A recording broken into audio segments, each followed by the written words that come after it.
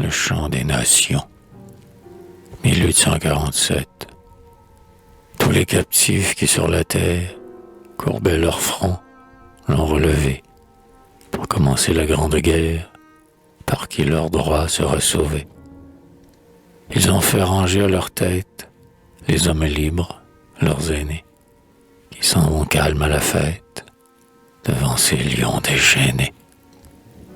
Le jour des grands destins se lève au son du cuivre et du tambour.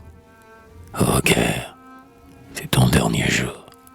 Le glaive brisera le glaive et du combat naîtra l'amour.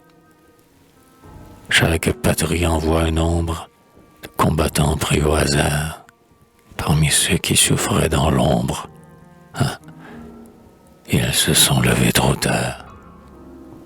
Mais leur colère amoncelée fera d'un coup rompre leur fer, et l'on verra dans la mêlée quels maux leurs grands cœurs ont souffert.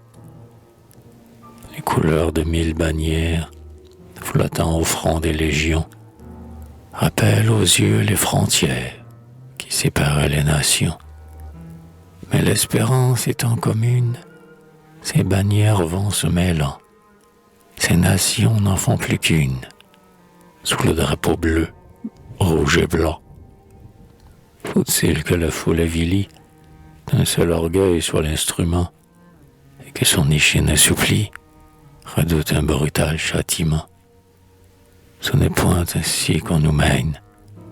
On n'emprisonne pas le feu, et l'immortelle race humaine porte en ses flancs l'âme de Dieu. Sur son beau cheval de bataille, le despote à court furieux, la fusillade et la mitraille pleuvront au signe de ses yeux. Marchant en colonne serrée, sur son armée au sombre abord, lentement, comme la marée, entre les écueils de son bord. Il voudrait encore nous voir vivre, enchaînés comme des démons. Nos ossements, comme le givre, blanchiront la plaine et l'aimant. Avant cette honte suprême de subir son joug détesté, Dieu seul est grand, il veut qu'on l'aime et qu'on le serve en liberté.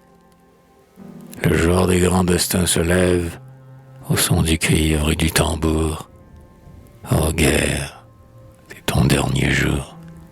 Le glaive brisera le glaive et du combat naîtra l'amour.